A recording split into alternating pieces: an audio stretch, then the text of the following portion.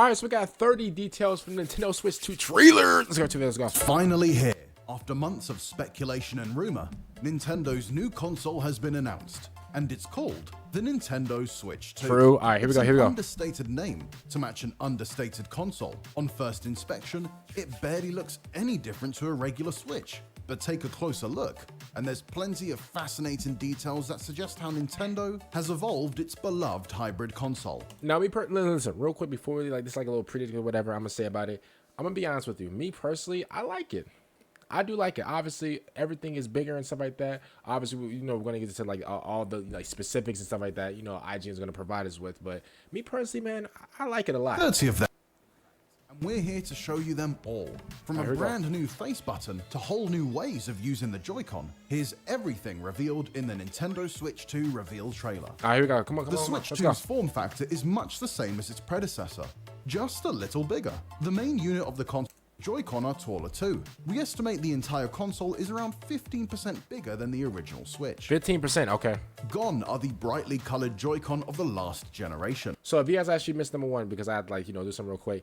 Basically, he said that that the whole console, Nintendo Switch 2, is actually 15% bigger. Okay, so all right. Nintendo has opted for a uniform gray across the entire console. I like that which color. gives the entire device something of a sleeker Steam Deck-like appearance. Yeah. But it's not to say the console is devoid of color entirely. It pays homage back to the original Switch's bright red and blue Yo, wait, it is more like a Steam Deck. Wow, I didn't even catch that until he said that. It is more like a Steam Deck in a way. Wow. To be honest with you, like, bro, a Steam Deck is actually a really cracked, like, handheld console. I'm gonna be honest with you. But, like, bro, I didn't even think about that until he said it. Okay, that actually makes sense. controllers with a ring of color around each analog stick. This extends to the inner edges of both the console unit and each Joy-Con, I like that. That's which fire. not only looks slick, but acts as a color coding system. Red slots into red, and blue slots into blue. Talking of slots, the Joy-Con no longer slide into place on rails.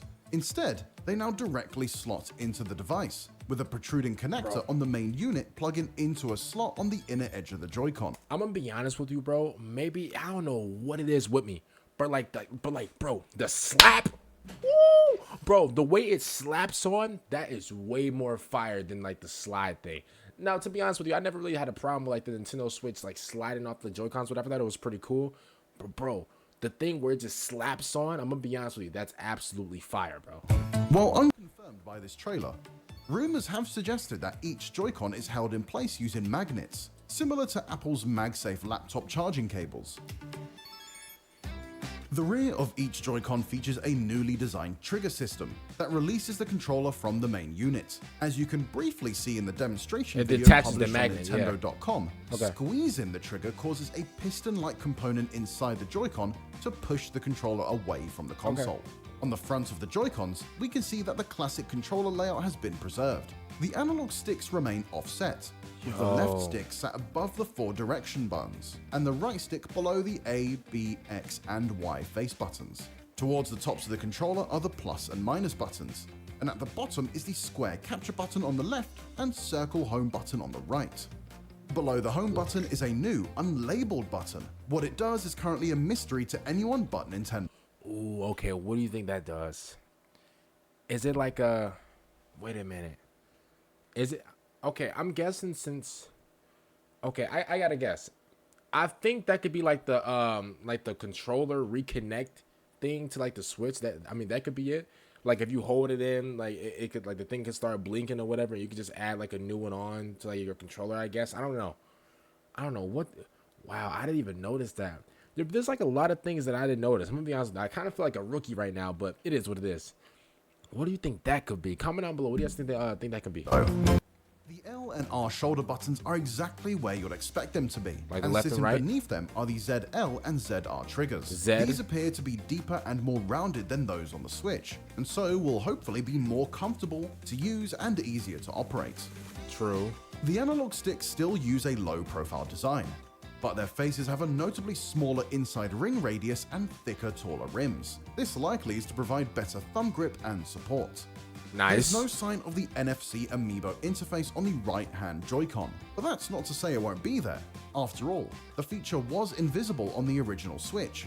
What does seem to be missing though is the IR sensor that was on the bottom edge of the original right Joy-Con. Considering barely any Switch games used it, it's perhaps unsurprising to see it cut from the Switch 2. Okay.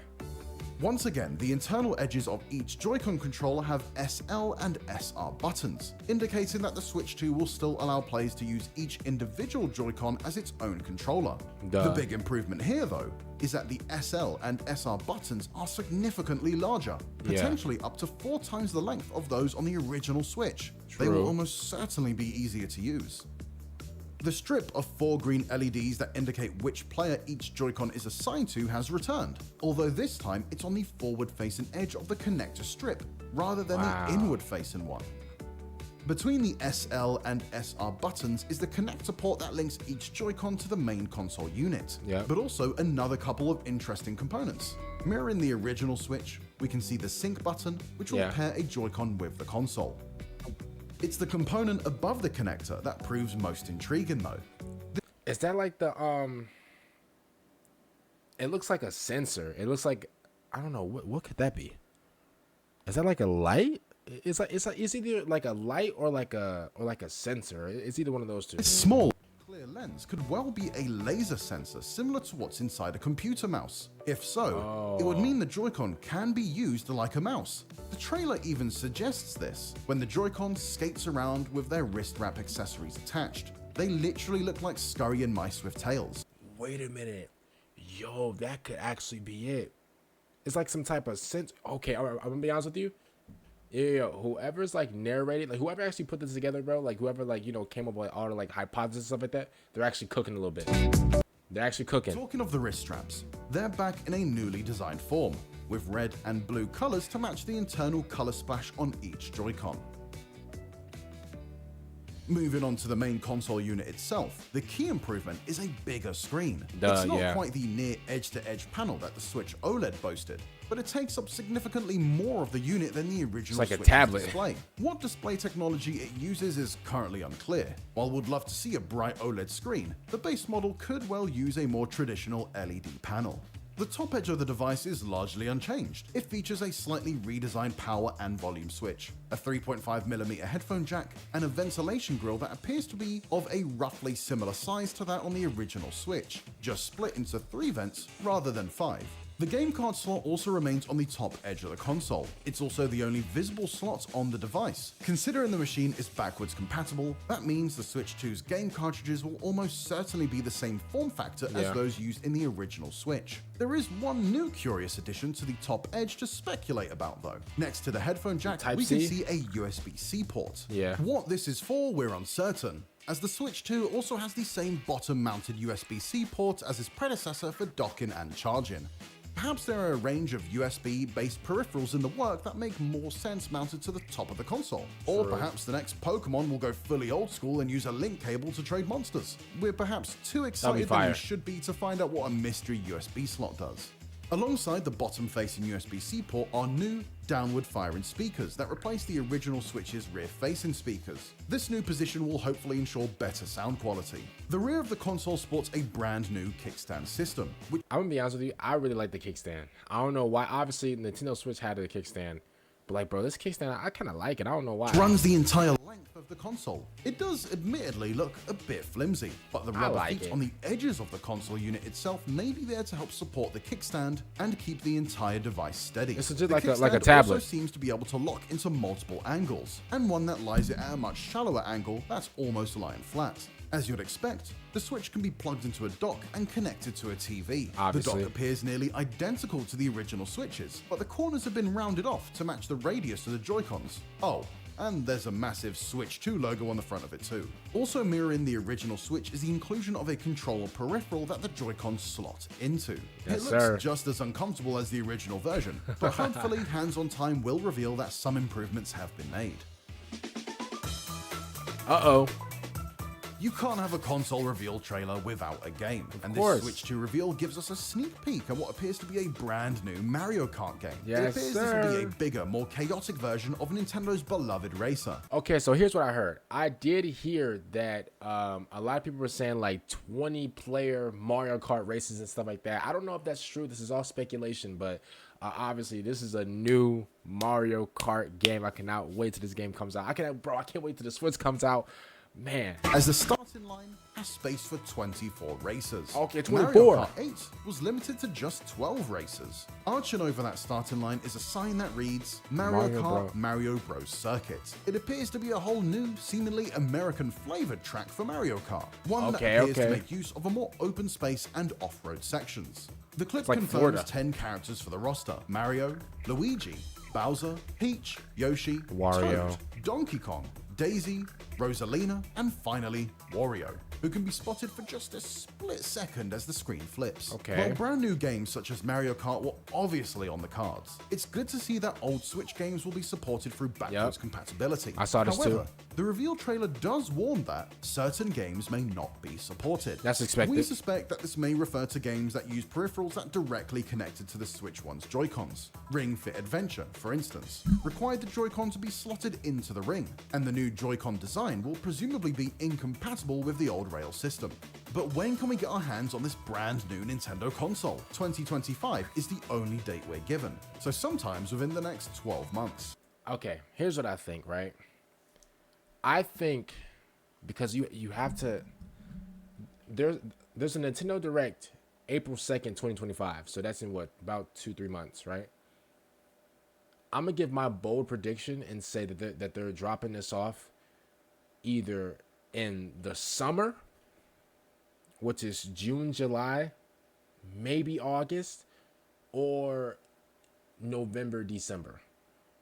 I don't think, bro, I'm going to be honest with you, I don't think any game's dropping in September, October. We all know if GTA 6 is 1,000% confirmed this year, I mean, obviously Take-Two, they confirmed it last year in November. But if it's like I believe Take-Two, they're having like a quarterly like earnings call, whatever, on like the 8th of February. If they confirm it again, I'm gonna be honest with you, nothing is dropping September and October. Nothing. I'm thinking either they drop this summertime, they might even drop it early summer, like, you know, June. They might even pop it out in June, or they might just wait till like kind of the end of the year, like November, when it's like Christmas time. You get what I'm saying? November, December. They might just do that. We don't know though, man. We don't know, man. Wowzers. We'll learn much more, including hopefully a release date in just a few short months. Yeah. A Nintendo Direct is scheduled for April 2nd. Following the Direct, you'll be able to get hands-on with the console yourself as part of the Nintendo Switch 2 experience, a worldwide tour taking place between April and June, starting on April 4th in New York and Paris, and then going on to visit cities such as London. But hey, I can't lie to you. He said New York, right? I'm gonna be honest with you. I'm close to New York. Hey, I'm close to New York. Hey, I'm gonna be honest with you. I'm definitely close to. Hey, I might have to make a short stop. I'm close to New York. I'm close. I'm only one state away from New York. For real. I'm only one. Yeah, I share the same time with New York. I might have to, you know, we might have to make that trip. I'm gonna be honest with you. Berlin, Melbourne, Tokyo, and Seoul. It is open to all Nintendo account holders, provided you win a ticket via the free-to-enter ballot. Registration for the ticket raffle opens on January 17th. And those are the 30 key details revealed by the Switch 2 announcement trailer. Be sure to watch the trailer itself in full. And for everything else Nintendo and more, stick with IGN. Shout out to IGN for this 30 details from the Nintendo Switch 2 trailer. I'm really excited about it. Me personally, I'm excited. I don't know about everybody else. I know there's like a lot of like mixed opinions, whatever. I know there was like leaks and stuff like that, which is, I'm so happy I avoided all the leaks. I didn't hear about the leaks, but I didn't watch them. I didn't look at anything. Listen, bro, I should be paid just to avoid leaks, bro, because man, bro, the amount of leaks that have been leaked, I know I said leaked like 30 times in 2 seconds, bro, but the amount of leaks that have been leaked, and my ability to, like, you know, dodge leaks and stuff like that, man, I'm kind of like Muhammad Ali out here, bro, dodging these leaks. Other than that, man, make sure you guys like the video, subscribe to the channel if you guys did enjoy. Make sure you guys follow my Twitch down below at the bottom of the screen. I'm sure you guys ever smile, and